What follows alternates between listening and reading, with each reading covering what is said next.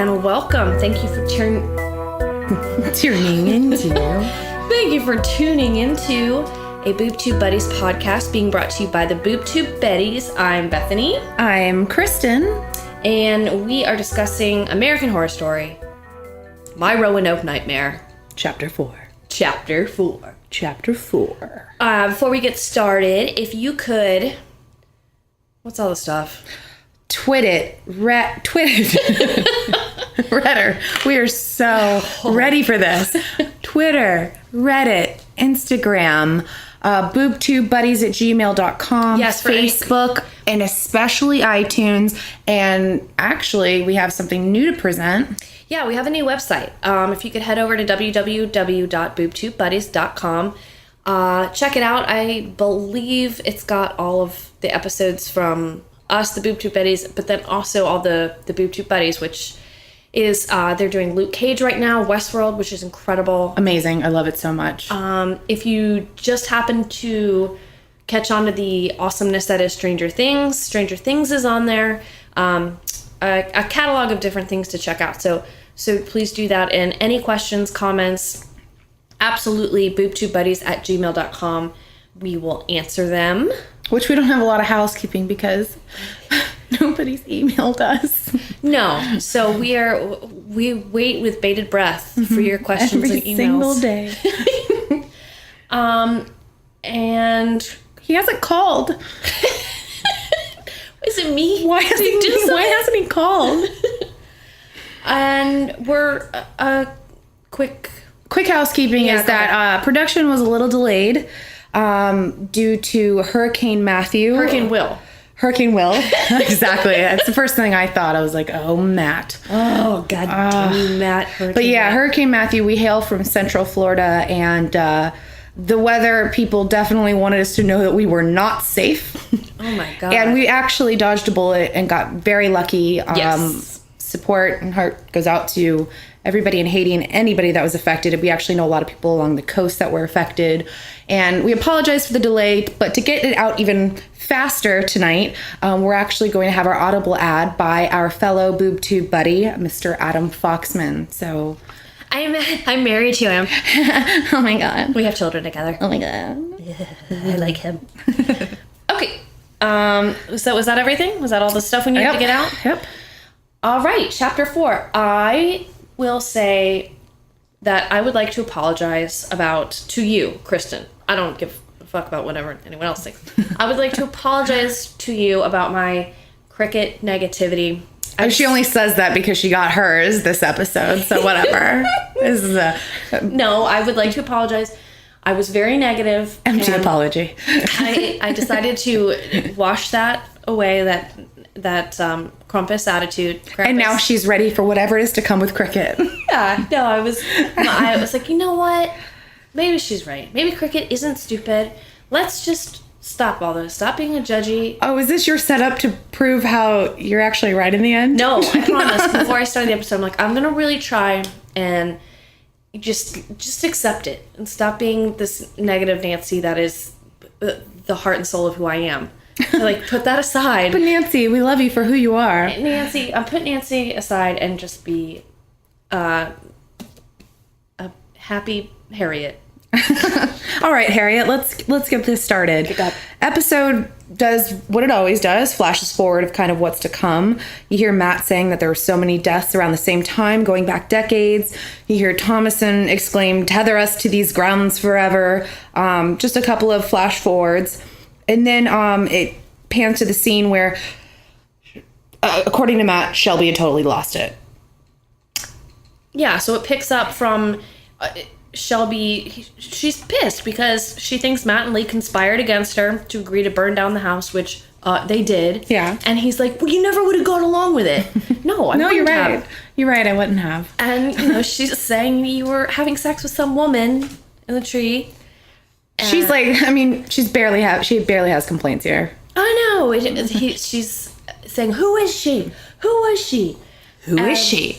Yes. And like the little pussy baby he is, starts crying and saying, I don't know what you're talking about. It's like my brain was carved out And I threw my hands up in the air and rolled my eyes like I do when I get upset. That literally 30 seconds of him whining and crying. She's like, shh, it's okay. It's okay. She could see in his eyes he was not culpable. Oh. Okay. Did it that? Yeah. Says if every man could get away. Yeah. I could see in his eyes he wasn't culpable. They do that, and then they pan to Rando, and he's like, he's like, dodged a bullet there. Dodged a bullet.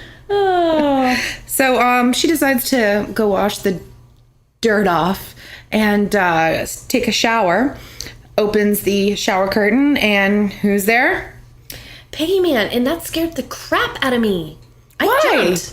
I didn't. I know. I expected it from last week's preview.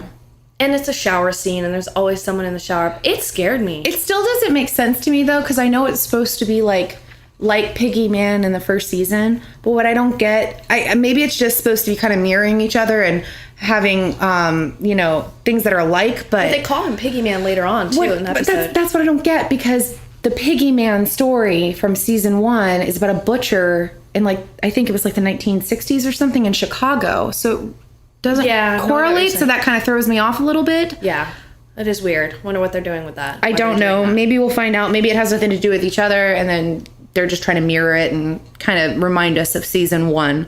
But she runs out of the bathroom and goes downstairs. And he's chasing her with a knife, and anytime she turns a corner, he's just there, he's a little... Whoosh, whoosh, whoosh. Well, I even put runs into another or the same Piggy Man. I can't really decide. I couldn't figure out if it was 2 or if she just kept turning the corner and it was just the same guy, because he's a ghost. Oh, okay. I assumed it was the same guy. No, I think you're right. Yeah.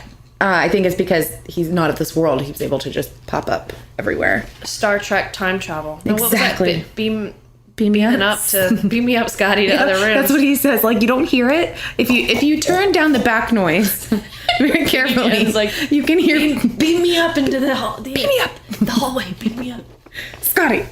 And she screams for Matt, and for the first time, Matt acts like a man. Stereotypical male roles. I like that. Tackles him to the ground, but this pig man cannot be killed. No. He can't be stopped. Cue Turtlemouth stabbing the pig man in the back. He falls to the ground, and you think, okay, he did it. Dr. Elias, whatever his last name. Cunningham saved the day. But then Pigman gets right back up. So you're absolutely right. He definitely is a ghost. Yeah. Then he turns around and screams, Croatoan! And then the lights flicker and he's gone. Yeah, Pigman disappears. But Elias says, he'll be back. He's smiling. Almost in a happy, almost, he'll be back. He's breathing really heavy. He'll be back. He'll be back. Let's do this. This is so exhilarating. This is what my life is built up to. Yeah. Your commercial break. And then you come back, and Shelby talks about how this is the 3rd time now she's heard the word Croatoan. Mm-hmm. And Dr. Cunningham begins to talk about it. Yeah, says Croatoan was a message left in the Roanoke colony for others so they could find the lost colony. It's a dark word used only in blood magic, actually. Mm-hmm. Actually, you know how they pan to the little girl carving the word Croatoan? Vaguely.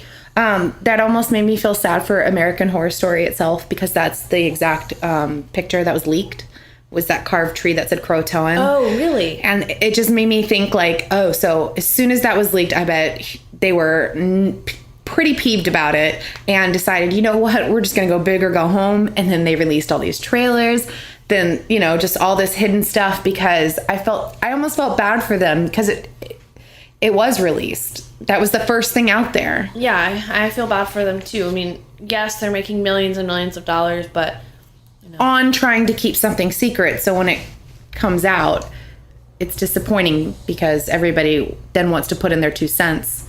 Yeah. And assume what they know. They made the best of it. You're right. Yeah. That was a good way to handle it. So Elias only stayed in the house for actually 6 months, but he's owned it for years. And the past residents either went missing or turned up dead eventually, so he became its guardian. Yeah, guardian. And I love that he's just been chilling in that cellar. He can't live in the actual house, but guarding it. And then his his reason for having lost it was property taxes. Property taxes. Yeah. Sorry, Shelby and Matt. I just imagine him going, "Ah, shucks." He wasn't checking the mail, so he didn't realize he was getting his notice in there. No, it was actually Kathy Bates hiding it from him. She's like, I'll beat him at his own game. But they did talk about so he's like selling himself is kind of how I thought. I'm important to your survival. Yeah, and he says you're going to need me. This is when he calls him Mr. Piggy. He's going to be back, and then does Shelby say it? Somebody says it, or you realize as the viewer that, of course, this pig man is the guy that Shelby saw burning during that ritual in the very first episode that she walked upon after hitting Kathy Bates with her car. Yeah. And then this is what I was thinking after that whole exchange. Is Dr. Cunningham dead? I think he's dead. If we see him again. Right. At this point, I was thinking he was dead. Okay. The spirit. I mean, I could see why, yes, absolutely. I mean, he's still... Yeah, all right. Well, we'll get there. But that's what I was like, he's dead. Yeah, you never know who is and who isn't on this show right now. I know. But then, yes, he starts to give the history of all the previous owners. And like you said, they've all had sad endings in that house. Oh, absolutely. They talk about the Chens. Well, first he takes him down to the basement, says he wants to show him something, and opens up a wall of the basement and shows him an entire list that he's compiled that he says will be a book one day of paranormal activity in the house and the surrounding environment.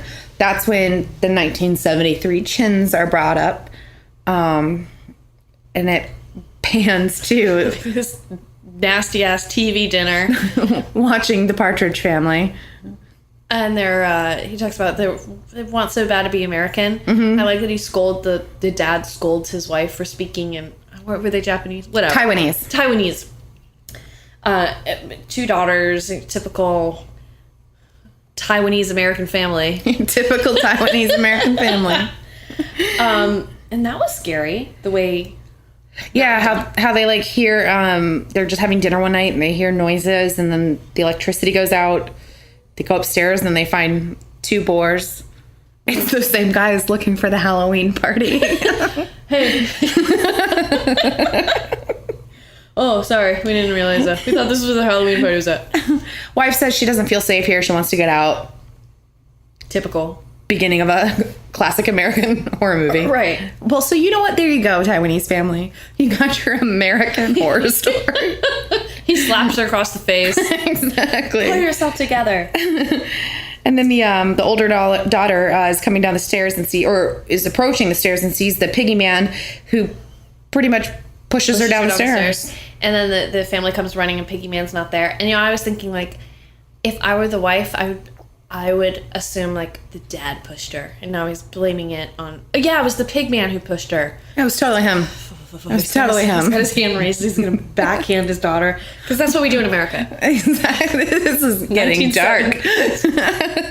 Anyway, they are killed by the butcher. Yep. But they prayed to their ancestors to help them. But their religion was no match for what was already there. Yeah. And then you find out that this is one of my favorite parts. Oh, but right before they're killed, you do see the red moon. They show the red moon, and then the colony of the people with the butcher coming in with their torches. But yeah, and yes, they're killed. And then you find out that the house was built in 1792 by Edward Felipe Scissorhands Mott. Yep, I didn't hear the Mott. Yep, who was the first to disappear.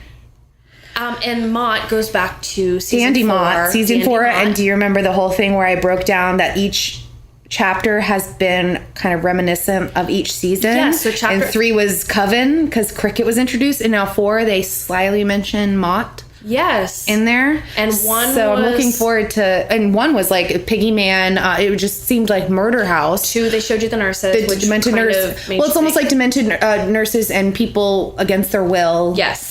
So it definitely... I'm kind of excited for next week just to see if there's some little Easter egg in there or something. Yes, that's a good way to put it too. Did you read how our Evan Peters, right before the season came on, he posted an Instagram and he had red hair, and people asked him if the red hair was for American Horror Story, and he did say yes. No, I didn't. Okay, well, he did, and Gloria Mott. My American Horror Story, Gingers. That's My American Horror Story. Not an American Horror Story at all, actually. But Gloria Mott had red hair. So I wonder if he might be introduced.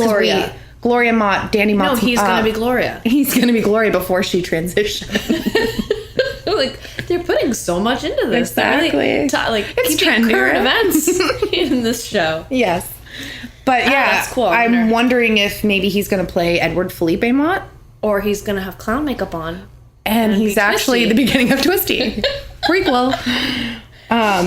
And then Matt finds a picture of the sisters, and Elias says, "You've seen them before, right?" Again with the happy kind of face. Yes, he's very excited about his work. Yeah, and he says, Matt says, like, yeah, the ones in his dream, or so he thought. Mm-hmm. And I liked that Dr. Cunningham said that, and we already saw how terrible those nurses were, but that even the killers were terrified of what was going on at that house. Mm-hmm. The June sisters, the nurses who bought the house to... Is it June or Jane? Oh, I'm sure it's Jane, because I hear everything wrong, but I put... No. I just, maybe I heard... I'm gonna walk out. Duane. I'm wrong. Duane. The Duane sisters. They were trying to assimilate into American culture. They were Taiwanese. It went from Duane to June. Oh, no, June is an Asian-y name. So it's Jane. Can you say Asian-y? As long as you don't say... Nope, not doing it. Jane, not getting caught in that trap. It's Jane's sisters.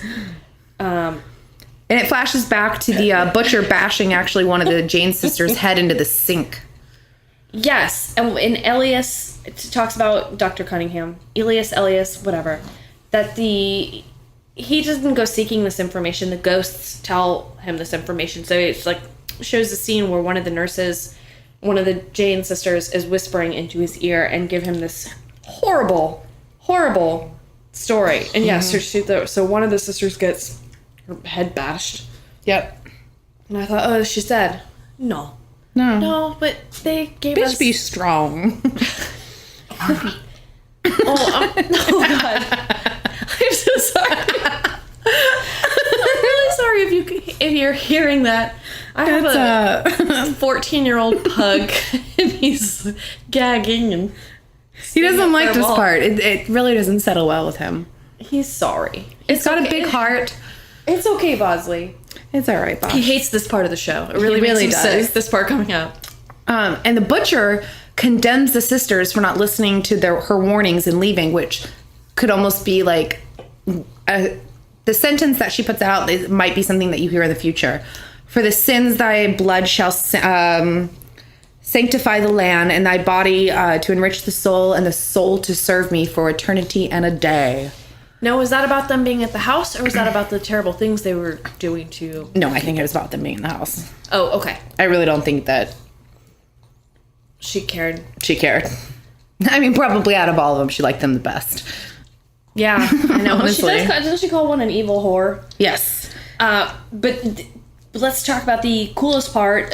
Drawn and quartered. Her arms pulled off. I know. Is that what that's called? Drawn and quartered? I think drawn and quartered is, I think, when you get your legs and your arms, like you're drawn and then quartered. I know. Literally. When I buy chicken, I have bought chicken quarters. Yeah, so like that. They actually put a chicken on like a steak. I only want my chicken if it's been quartered. There's definitely devil worship and human sacrifice in every chicken we eat. Oh, no. But they pull her arms off. With honey mustard. So then it goes to the other sister who's had to watch her sister get her arms ripped off. And yeah. I'm assuming she bleeds out. And good assumption. she got off easy. This sister got off easy. She got decapitated. She got decapitated. She chops her head off, and she does call her an evil whore. Yes. Which is what my daughter calls me every morning. No, I'm just kidding. Well, good morning, Mom. Evil whore. I mean, can I have some more? Not to go off on a tangent, but that's what I do.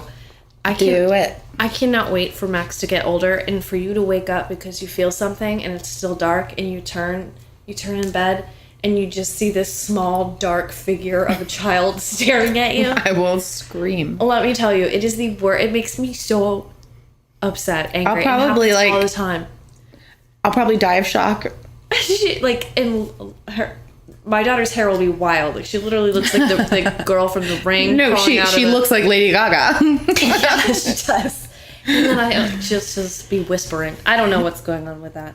I might not be alive for the next okay, chapter. so all eyes on Miss L. Okay, head chopped off. She's an evil whore. Yeah. And Ilias gives more examples of these previous owners dying. Yeah, October 3rd, 1952. Three hunters turned their rifles on each other. October 19th, 1973, Chens are discovered missing. And October 29th, 1989, the sisters are assumed to have abandoned the house. And it talks about this moon cycle. The dying grass moon. And it lasts for 6 days. And I put 6 moon cycle. I know that's not what he said, but he said something about the different stages of the moon. It's 6 blood-drenched days for the first quarter moon to the blood moon. Okay. And the spirits can haunt you at any time of the year, but during this lunar cycle, they can kill you. And if you know anything about practical magic... I mean, I do. Blood moon is not okay. There's blood on the moon. So this is what I was thinking. You've never seen Practical Magic? Is that where they're like, you put the lime in the coconut, drink it all up? So I wonder if the butcher said to the Jane girls before killing them, I'm feeling very into sisters right now. Ooh, yes. Yeah, that's a good tie-in. That's funny. I like that. You like that? Oh, that was a good joke, everyone. I like that. But 6 days, 6 cycles. It made me think of... Sounds like a period. I know, right? So every time Thomason gets her period. 6 blood-drenched days. Sounds about right. If you're in her path, you're going to die. Sounds about right. Lucky her, she only gets it 6. Okay.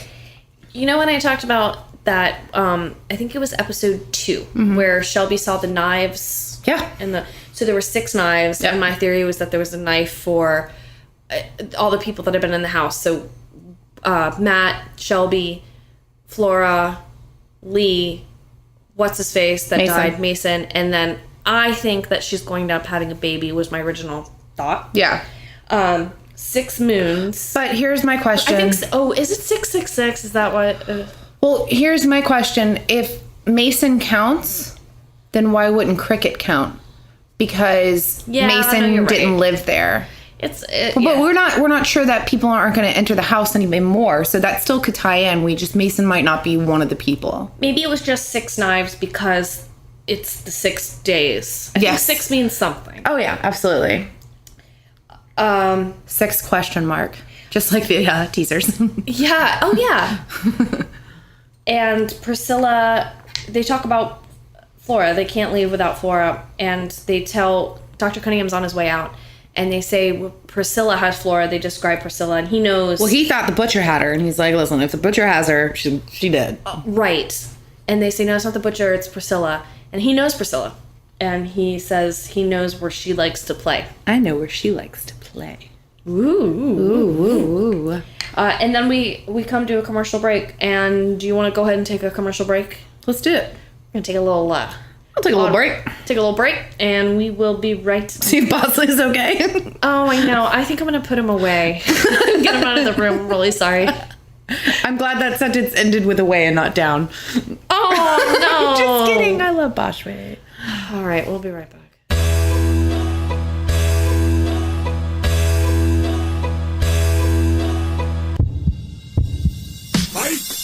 Oh yeah. Get your free month trial to Audible at www.audibletrial.com/boobtubebuddies. Why the funky beat, you ask? I wanted to download the book Making Music Your Business, a guide for young musicians, but first, I wanted to see if I have what it took to make music. English, motherfucker! I guess some of us just don't got it.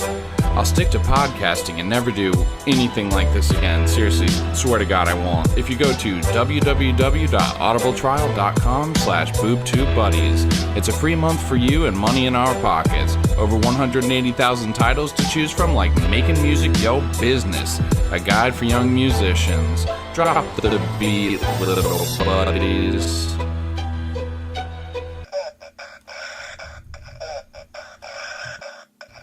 Hello. Hi. Hope you enjoyed that Audible ad. That was Boob Tube Buddy Adam Foxman, my hilarious husband. Actually, while we were on our break, we found something really cool on iTunes. Yay! We want to thank Postage Stamp for their amazing review on our Boob Tube Betties review of American Horror Story. Thank you for listening. We hope you still follow. Yes. Hope we bring you good content. And if you like cricket, fortune. I'm real sorry. I mean, and if you apologize. if you don't like cricket, you're welcome. So, look at us. So thanks, Postage Stamp. If you want to email us, we'll say hi. If you want to like hang out or come over Some coffee. for a beer. Speaking of beer, let's Clink to the drink. Okay. Cheers, my friend. Yes. All right. So we come back and we find out that Shelby really feels horrible about Lee. She feels responsible for being the reason they questioned Lee about Mason's death. These people have mood disorders. They flip-flop like no one's business. American Horror Story. Personality disorder. Personality disorders. Exactly. Matt believes him. Matt believes Elias and says the only way to really clear Lee's name was to find Flora alive. Okay, so I have a problem with this. Let's hear it. Cricket, I believe, Cricket and Elias are about like, they're the same. They're just as on opposite ends of the spectrum as far as crazy characters that bringing information. Bringing information that is hard to swallow. Mm-hmm. Cricket, Shelby believed Cricket, and Matt thought Cricket was a fraud. Yet Matt is like, he's on board. He just trusts Dr. Cunningham. Don't you think that's kind of funny? Well, it really just confirms for me that, like, if you get out of the house alive, you're not getting out sane. It just doesn't make sense to put blind faith into one person where I think they're just as credible. I think they're equally credible. Maybe. Absolutely. No, I think it was his personal experience of the sisters and then him having the information of the sisters that made him feel less crazy. So he's like, you know what? I'm going to go ahead and believe this guy because he makes me less crazy. I know. Why does it have to be so black and white? I've never just been like, yep, nope. Everything he says, I'm okay with that. Like, what is this? I'd be pretty hesitant of anything anybody said around that house. I know. I don't think I'd be pretty confident in anything. Oh my gosh. It was just silly that, like... I agree. But that's okay. They go into the woods. Always. Who goes into the woods? I don't know. That's where the answers are, apparently. But they always end up coming out with more questions. And no answers. And no answers. And possible STDs. Exactly. Dirty wood STDs. I don't remember the impetus for why they went in the woods now. He said that's where Priscilla and the other spirits right. That are victim of the butchers are bound to the land. They like to hang out on the periphery of the land. Matt trusts Elias because he knew things, and Shelby didn't seem to, like we said. And they go into the woods, and who do they see but Lady Gaga? What is her name? The character's name? I wrote it down, and then I couldn't find it. She has a name. Okay, so I tried to look up how to say it. I didn't have a lot of luck. I know it's Ellen DeGeneres? Scanhawk. It's SCATACH or that's TH. beautiful. Scanhawk. I know it means female warrior who trains in the art of the Ulster cycle. It's an Irish mythology thing. Well, I'm naming my next daughter Skiahawk. Skahaka. Skihaka. And they see her. It actually literally said, the word scan. Scan in hockey, but take out the N in scan and the EY in hockey, so Scanhawk. That's what I sound like after I've been drinking a lot, like talking about scanning hockey pictures. Scanhawk. I got to scan all the hockey pictures. When I scan all the kids' hockey pictures, Scanhawk. That's what I meant. And Shelby, like, bitch gone crazy, chases her. Well, yes, she does. And she ends up in, like, a clearing. No, but I mean, I completely understand that. chasing her? Yeah, because like when they run into Lady Gaga's character, she seems pretty thirsty for Matt Miller.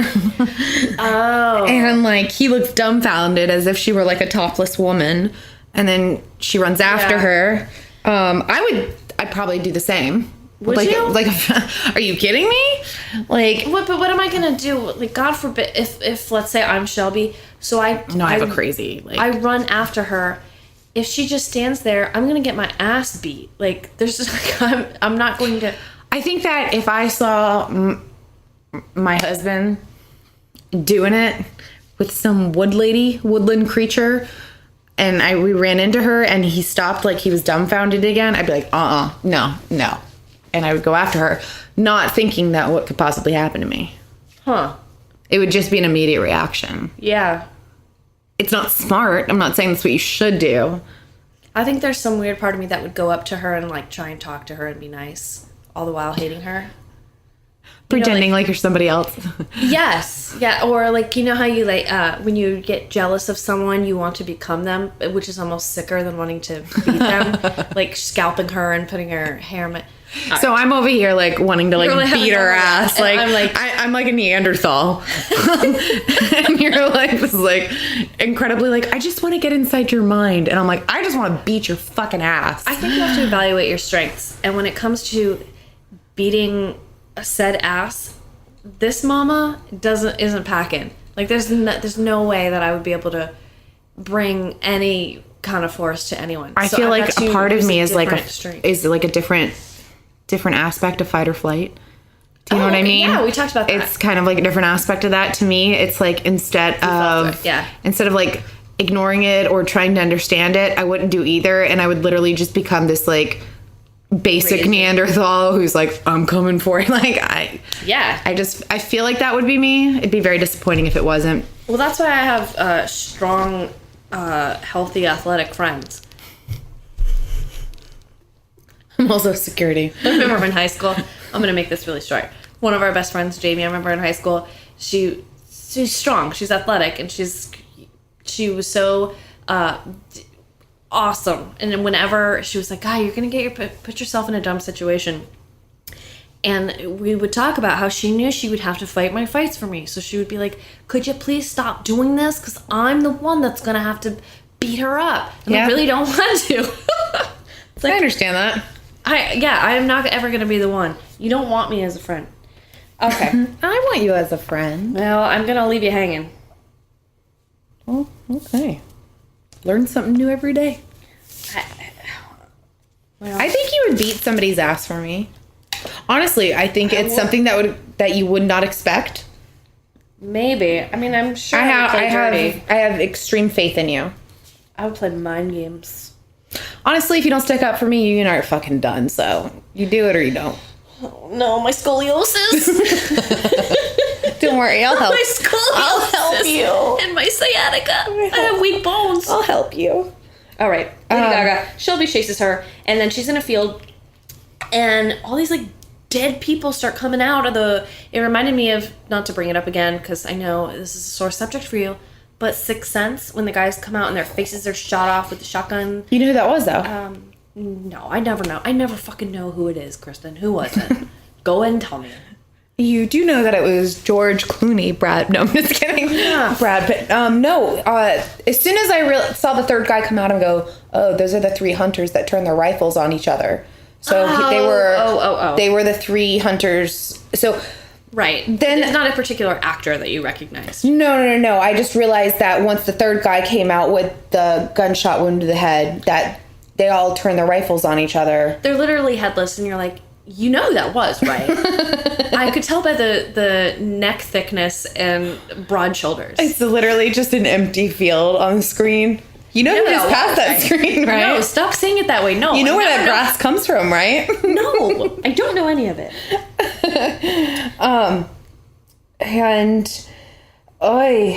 But then you see all these people that you now know have been, they're dead. You know that they're dead and that they had been victims of the butcher. And in the middle of all of them, you see Flora, and she's wearing a blindfold, like, what's that game you play? I put Duck Duck Goose or a version of hide and seek because I couldn't remember. Yeah, and to me it reminded me of Marco Polo a little bit. Yes, that's exactly what it was. All in a circle, and she's kind of like reaching out. It seems like a But don't game. forget, Shelby tried to scream Croatoan to the 3 hunters that were coming her way. Right. Nothing happens, and then they pan up to the blood moon, and then what's his name? Elias explains that's not going to work. She's on her cycle. It's a 6-day cycle, and once it started, the spirits slipped the veil between the shadow world and ours. Mm-hmm. And that's when all 3 of them come upon Flora. Okay. Yes, you're right. I'm sorry. No, I just wanted to interject there. Yes, and they are asking. They're Elias, Dr. Cunningham was talking to Priscilla, asking for Flora back. Please give us Flora back, begging her. And Priscilla, they make eyes for a little while. Mm-hmm. She's beautiful. That little girl that plays Priscilla. Flora? She's like a... Oh, Priscilla? Yeah. And then the Pigman and the others... Oh, Pigman was there too. Yep. And they're just wandering, and they seem dazed. No, like I looked at all of the people surrounding her, and it literally made up all the people they talked about that were the residents. It was the Chen family. Who is Pigman? The Pigman. Do you know who Pigman is yet? We don't. Okay. It was the Pigman, the Chens, the 3 hunters, Priscilla. Were the nurses there? Yep, the nurses were there. Okay. And then Flora. So it was all the residents they had talked about. And then Elias has just stopped screaming. He needs to go to her because Priscilla knows him. Yes. And you hear horn sounds. Mm-hmm. And then Dr. Cunningham is shot by the colonists with arrows, several arrows right in the chest. If this is... I mean, obviously, it better not be the last we see of Dennis O'Hare, and I don't think it will be. I think he'll come back, right? Because now he's stuck on the ground. I really hope so, because if we end 10 episodes later and that was all we saw of Dennis O'Hare, I'm going to be incredibly disappointed. To help them. I hope so. But yeah, that was sad. So he's dead. They shoot him with arrows. Dies on the land, and what we find out later is anyone that dies on the land, and they said it before anyway. They've already said it, but. You're stuck on the ground, and you've already very much like season 1, and you've already come to that conclusion as a viewer anyway. Mm-hmm. But the colony comes out of the woods, and Shelby and Matt run home. I did smile at this line. I will admit. You two look a frat. Yeah. You ready to do things my way now? And I smiled, I will admit. That I was trying to get on board, so I smiled. But yeah, so Cricket is at the house, and they run home, and that's what he says. He's, and of course, they are now ready. If a commercial break, you come back, and they tell Cricket, they describe to Cricket what they saw. And you would assume that Flora was dead, being that she was surrounded by dead people, and Cricket dispels that immediately. She's not dead. He feels her spirit. She's definitely not dead. Until they're all dead, I don't think Flora's dead. Because of what Flora said in like the first or second episode where she said, they're going to kill you all and save me for last. Yes. So. Yeah. And Cricket says they're really in a pickle here because he told the butcher that Shelby and Matt would leave the house. And that they would burn it down because that's what him and Lee agreed to. And they didn't leave. So you see a scene where Cricket goes to meet with the butcher again, and she is not into it. And she's not interested in bartering. Yeah, the time for bartering is done. And so is her mercy. The mercy, yes. And the power is now in the moon. She's kind of smiling about it. So there's not much they can do. But Cricket wants to research any weakness she may have, and like what everyone does, goes back out to the forest. Goes into the woods. Who doesn't go to the forest? You know what? Let's pause this. I feel like a trip to the forest. I know. Wait, did you really need to pause? No. Okay. I didn't know if that was you, like letting me know, like, lady, the bathroom break. Nope, there's no stopping now. Just go where I am. There you go. That's fine. The dogs do it. So he goes into the woods, and they talk about how he comes back. He doesn't even know how long he's been gone, but he comes back scared. And it was the night before, and then when he comes back, it's daylight. Oh, I didn't realize that. So it's been like hours. And Shelby and Matt apparently have just been standing by the front door, frozen, Like standing. They haven't moved. And he's scared, and he says that he met the bitch with the real power. I met her and lived to tell the tale. And then, so it shows you the scene. It goes back into time where he was in the woods with Scanhach. And so he runs into Lady Gaga, and she temporarily blinds him with anti-fairy dust. Is that what she said? I don't know. It's anti-fairy dust? I mean, it definitely wasn't fairy dust because that's happy and this is not. So it's anti-fairy dust. I would just go along with it. I'm like, okay, you know what? That's fine. Yep. Anti-fairy dust. And then Cricket's like, you're the master of everything. No, it's cool. Yeah, so he's really playing. He's good at that. Mm-hmm. He would be a good. He'd be a good therapist. But anyway, he panders to what she wants to hear. And says her power grows. She has needs, and she's like, "What needs? The needs of a woman." Which, amen, sir. I'm glad you recognize that we women have needs. We do. Even when we're on our cycle. We do. All she wanted was a little Hurricane Matthew. Yeah, so he basically offers up Matthew for more sexy time. Yep. Honestly, I don't know why, but all in my notes, because of this week, he was not Matt, he was Matthew. Matthew. Me too. I don't know why, but every note I put, Matthew. I just kept writing Matthew. Me too. It's like, those 4, or well, I guess 3 extra letters we keep. Yeah. I know. Ditto. But Gaga shows him, I'm going to say Gaga because I can't be saying Scanhach.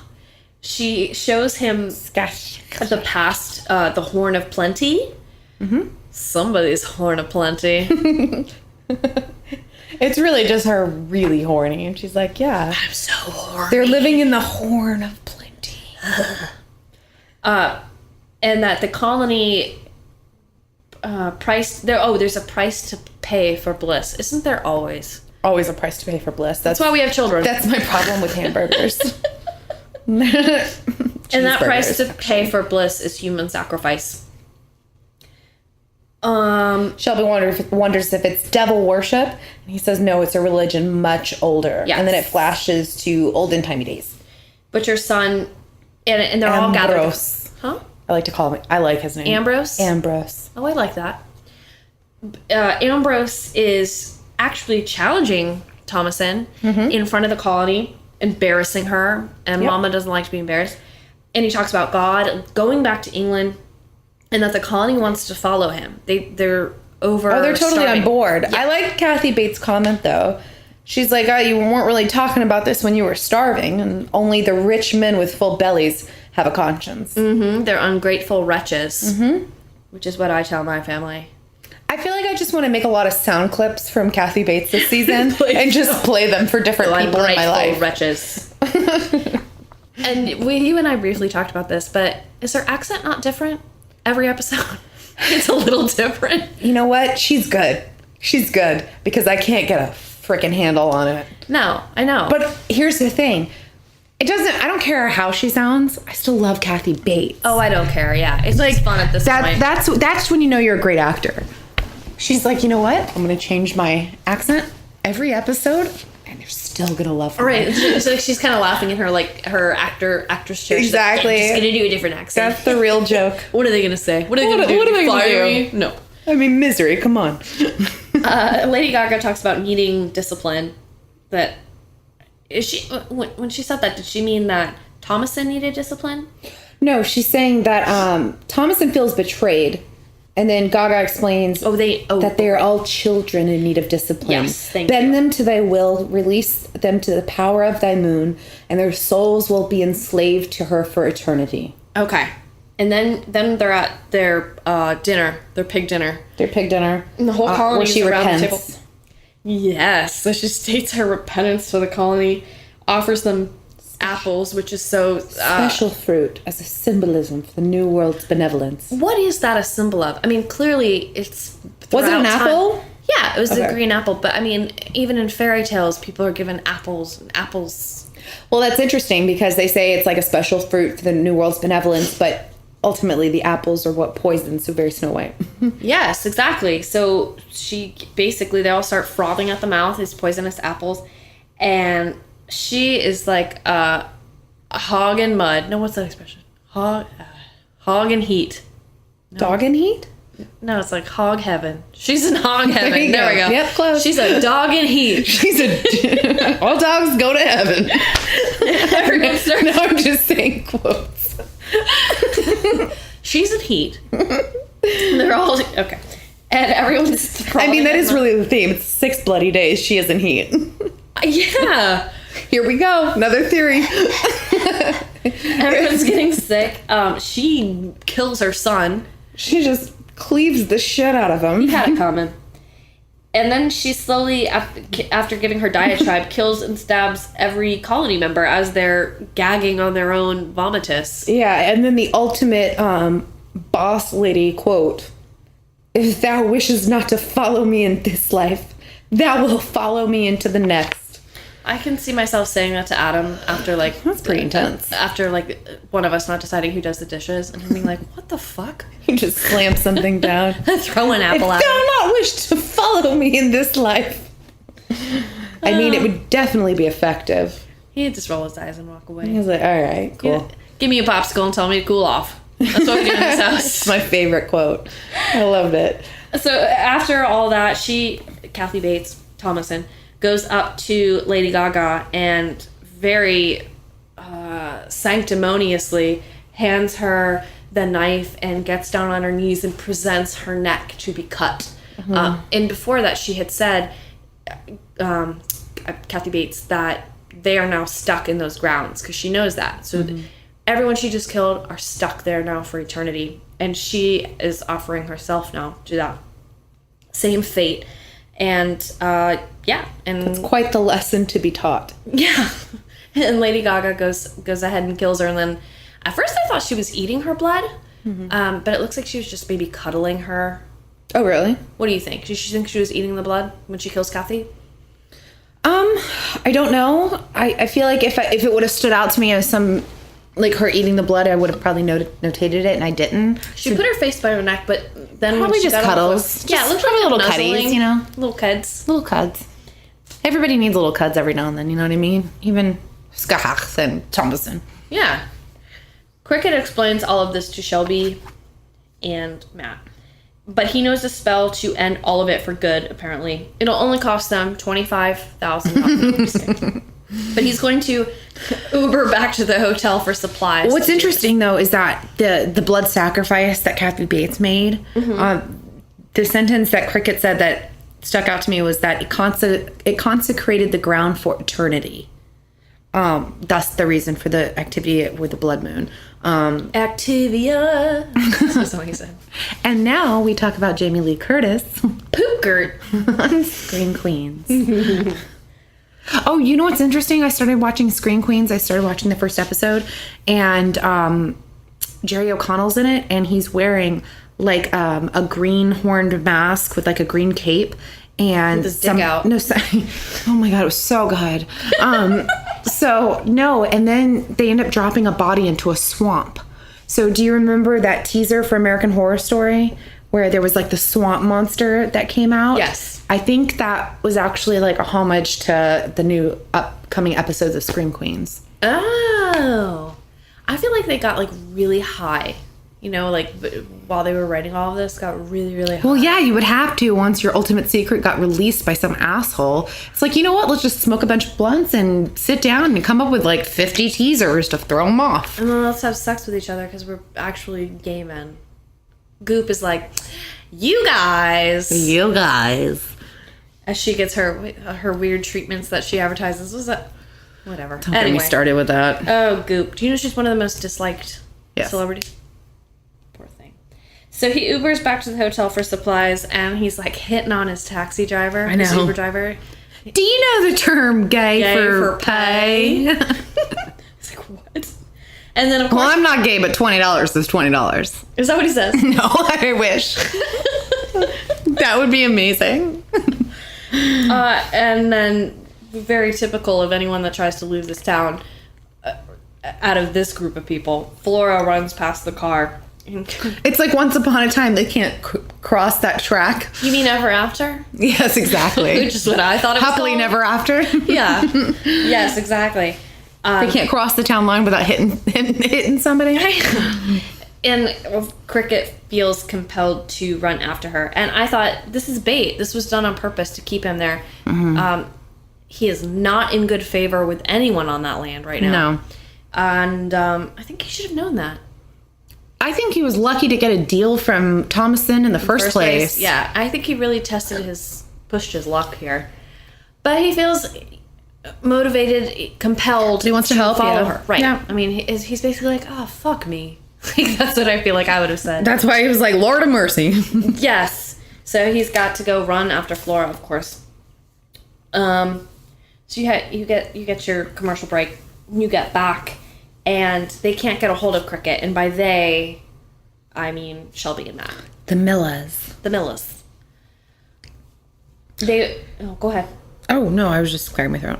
They fall asleep. It's nighttime. Mm-hmm. Matt awakes, and he hears noises outside. Or, they're not both asleep. Shelby's asleep. Oh, okay. And she wakes up, and he tells her to go back to sleep, and she's like, well, I'm afraid to because they come when you sleep. And he goes, well, they come when you're awake, too. So. Why are they at this goddamn house? I don't know. I mean, really. I blame it on Shelby in the hospital. Matt was ready to take her idea and go. You're always blaming the woman. Typical woman. Always blaming the woman. Yeah, no, that doesn't make sense. But like a normal person goes outside with his gun. Mm-hmm. He's definitely not going to be not packing. Well, he's a cowboy now, so. Can you imagine if he's wearing boots? He comes out and he goes, Mama's packing. Shelby's like, why are you a mama? And where'd you get those boots? He starts crying. He's like, I don't remember. She he walks up, Lee?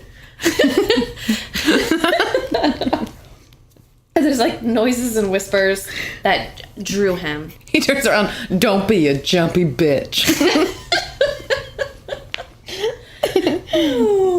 Does he go down to the cellar? No, first he wakes. Okay, so so he tells her to go back to sleep. So she goes back to sleep on his lap, and he ends up passing out, and that's when he wakes up, in the middle of the night to a whisper that has drawn him outside. Okay, he hears his name whispered, which I'm sorry, it was clearly a woman in the underground hideout, and he goes, I thought it was maybe Elias. And it was clearly like, Matt. He's like, but I definitely thought it was Elias, so I thought I would go down and check. Yeah. I thought he was okay, even though he got hit with arrows a million times. But you know what? Anything Probably goes. okay. Anything goes. Exactly. He goes down there and, Gaga, do you want to say it or can I? No, go. Honestly, I want to hear you say it. No, it just reminded me of Gollum because she's like, my treasure. I know, it's my favorite. My treasure. Oh, I'm going to call Adam that. I think, God, I love you, Kathy Bates, but I'm pretty sure Lady Gaga took notes. They were just like on their little chairs waiting to go do their scenes. And she's like, I don't know what accent to use. She's like, do whatever the fuck you want to do. You were Lady Gaga. I think Lady Gaga's accent is good, though. Whatever it is. I mean, it's not bad. It's, I guess. Yeah, as long as you whisper it like this. It's not okay. Bad. I think that having one of her first biggest interactions be my treasure. Oh, I was like, more witchy. It kind of like threw me off. I was like, oh, who this bitch? One of the lines is like, I farted. Oops. It smells so bad. Sorry, Matt. So Matt tries to resist her. I farted. But it's impossible. Who could resist that? I know no man has ever resisted me when I say that. Ever. Shelby wakes. Matt is clearly under her spell. That's terrifying, by the way, when Shelby wakes up and they like really show like how dark and alone she is in that house where anything can come about. Like when they showed that, I was like, oh, that's terrifying. I don't like that at all. I would literally, I don't know what I would. I wouldn't be in the fucking house. I can't even imagine any of this because I wouldn't be in the house. That's true. So yeah, no, good point.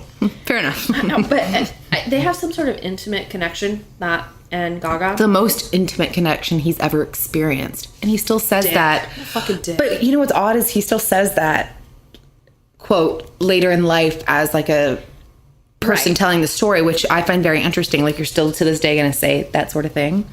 I don't know. I thought that was weird. Yeah. But during this connection, Gaga gives him her history about how she was condemned as a witch to be burned. Well, she was an English girl, a descendant from the Druids and their Roman conquerors, and her people worshipped the old gods. She was a stowaway, and the ship that she was on was plagued with misfortune, and ultimately she was blamed for that misfortune, saying that it angered the sea gods to be traveling with a woman. There was nothing to eat except bags of beans, which is why she remains gassy to this day. I found it. And then it was decided she would be burned at the stake, like you said. But for her, there were hungrier, thirstier gods, and she ended up killing every single one of those guys. Yeah, she was like connected to that strength of the thirstier gods. So she brought old magic to a new world. And it created something entirely new. And she wants Matt to join her. And then that's when Cheyenne Jackson, aka the producer behind, said, why are you so special to get all this knowledge? And he said she wanted to join me, like you just said. She just wants the newest, shiniest toy. Pretty much. She's pretty much her exact character from last season. She really is. She's the Countess. That's what I thought when she was rolling around in the blood. Well, when I thought she was rolling around in the blood of Kathy Bates after she kills her, I thought, this is exactly like Hotel a little bit. But anyway, the colony is coming to the house, the colony of followers. And they have Flora. Matt hears Shelby scream, and this kind of breaks some of his trance a little bit. So he runs to her. Oh, sweet Priscilla. She hits the butcher on the way, while they're on their way to the house, by the house. And Flora runs with Matt and Shelby in the house. The man times 3? What does that mean? Well, hold on. First, Matt goes to Shelby and yells at the butcher to give her back. But what was interesting is Kathy Bates says, the time to barter has ended, and this ground must be consecrated with fresh blood. You think Flora's going to get her neck slit. Oh, yes. And that's when Priscilla bashes her on the head, and they run inside. Yes. And then Flora, they keep asking Flora if she's hurt, and she keeps repeating, the man. That's right. Okay. And Shelby looks down and sees that the colony people have cricket. And then the taxi driver says what happened? Rhett Snow, the hot Uber driver.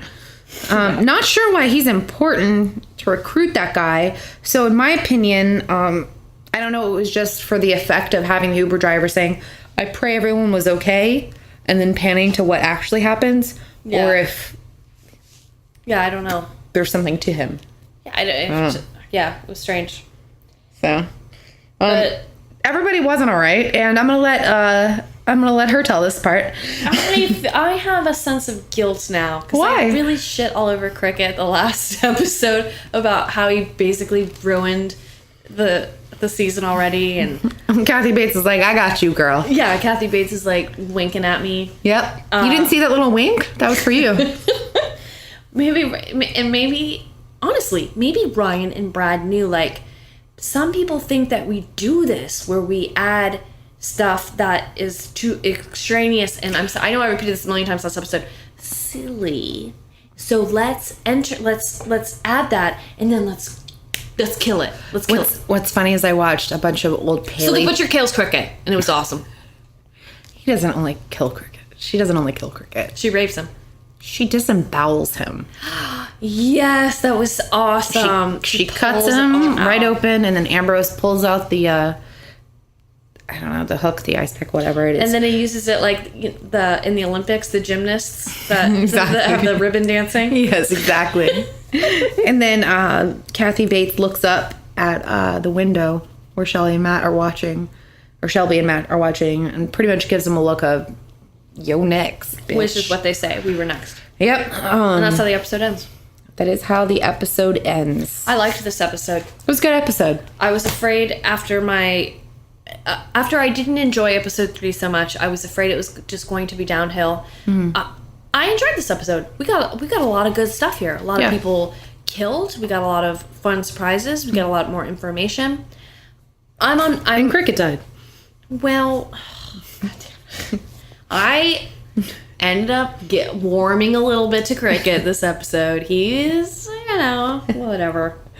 Did you watch the Next Week On? I did not. There was this really eerie scene where it was like very quick flash of like a lady crawling up the wall. It was very weird. And then I have a feeling this is going to be the end of the Roanoke story. Okay, so you think they're going to move that, which is, repeat your theory again. Okay, so the theory is, it's a lot of people's theories, to be perfectly honest. No, it's just yours. I don't want to be mediocre in any way. So I'm going to say that it is not just mine, but a lot of people's theory that every episode so far has mirrored one of the seasons in the past. 1, Piggy Man. 2, Nurses with the Asylum. 3, Coven. Cricket introducing Cricket. And then 4, the Dandy Mott's possible dad or grandfather or whatever. And so next week, if they show anything with 5, and I think this is going to be the final showdown. It really, like, that's what next week looked like, was the final showdown for Shelby and Matt and what's going to happen with these people. So you think potentially next episode could be the end to the Roanoke portion of this season of AHS? Well, a lot of people think that, like, season 6 actually hasn't even started. And I know that sounds weird, and I don't want to go as far as to say that, but we still haven't seen an intro. Right. And I'm wondering, and I'm really hoping at episode 6, we get an intro, and then all of a sudden it's something, we were told it's going to be something completely different. You can do all the theories in the world, and you're still going to end up with, wait, what? So let me ask you this then, because that puts a little kink in our plans. Well, literally under my note, I have something big is ending or changing. Think we both might be wrong. If anybody didn't listen, which is, Kristin and I made a bet that she thought at the end of my Roanoke nightmare, her bet was that Shelby would turn out to either be a witch or magical in some way, shape, or form. And my bet was that Shelby would end up pregnant. And if one of us was wrong, we had to eat a cooked pigtail. Yes. Live on the podcast. Yes. And being videotaped. Yes. If we're both wrong, we both have to do it. So if this ends next episode... Which I listened back, and I'm wondering if the part of if we're both wrong, we both eat it was not the smartest plan in the world. But I'm gonna hold to my bet. The only thing I'm really disappointed in is my husband refuses to cook for me. And when you presented me with the bet, the first thing that came to my mind was, at least my husband can make it taste good because he's a good cook. And I have literally worked on him since we recorded that episode almost every day, and he refuses. I'm like, dude, you could just... he's not gonna do it? Oh, he refuses. He's like, no, you got yourself into this. I'm not doing it. It's disgusting. And I'm like, yeah. And I'm like, well, no, babe, you could like barbecue it or deep fry. He's like, no, you got yourself into this. You're going to cook it yourself. I'm not doing the thing. We'll figure it out. I'll go to the butcher shop. I don't need you, Jay Sabi. No, we got this, Jason. Okay, just Sabi. I don't need your stupid shit. No, you're really going to cook it for me, though. Yeah, come on, please. Please. She really doesn't want me to do it. Pretty please. All right, folks. Wait, I got some thoughts and theories. I'm sorry. Okay, do it. No, you're fine. Sorry. Okay, so Sorry. So my friend Andrew, he pointed out that it really is interesting how they're always incorporating animal slaughter and even pig symbolism in Kathy Bates' characters. What is this, my wedding? Because when she was Madame Lalaurie, like there was the half animal, half man. There was pigs involved, blood involved. It's very the whole man meat animal type of thing with Kathy Bates' character. Man meat. Yep. I just wanted to slip the word man meat in there. So, and then there's a Reddit theory. Martin Lynn on Reddit suggests that every season is actually a documentary, and that is why the same characters are there every year. And I don't know about that, but idiot. Also, another Redditor, Apple Martini, takes it one step further and suggests, I love Apple Martini. That's all. Sorry, don't get me started with that one. No, it's cute, Apple Martini. I'm actually impressed. Anybody who would get Apple Martini, it seems like a hard Reddit name to get. Yeah. So, anyway, they take it one step further and suggest that the events of season 6 are directly linked to every episode 6 of every season. Oh, so I actually kind of want to go back and watch every episode 6 of every season to see if that has to do with it. Maybe that's why they're spilling out all these 6s and all the previews and everything, and maybe it does have something to do with it. So I'm gonna look. And then the last thing I was wondering is, you know how they said they're going to turn everything around at episode 6? Yes. And that the mist was the actual teaser? Yeah. I'm wondering if that's what it's going to turn into. So explain that. The mist was released as one of the teasers, and they said that was one of the winners for one of the episodes. They didn't really describe it. They said it was something for Miranda something. Miranda W. guessed all of this? Miranda W. guessed at Roanoke, which I'm sorry. Love you, Miranda W., but not impressed. I would be impressed if stuff had never been released. Do you know what? You're a fraud. That seems so rude to say, and I'm not trying to be rude. It's just pictures were released, so it's like maybe she guessed beforehand. That would be badass. And you know what? I take everything back if that's the case. But Miranda, email us. We want to talk to you. But we do know that the seasons are broken up into 3 parts. It's episode 1 through 5. Okay. Episode 6 through 9. So and then something in 10 is something completely different. I seriously swear to God, let's just end on this. Fingers crossed. She is knocked up and she's a witch. Like, I mean, I definitely have fingers crossed for that, because the more and more we watch, I'm like, I'm gonna eat a pigtail. So, well, so yeah, sorry, I'm just thinking about eating a pigtail with no preparation. My mouth's watering. Oy. Okay. All right, well, good night, little buddies. Good night, little Betty.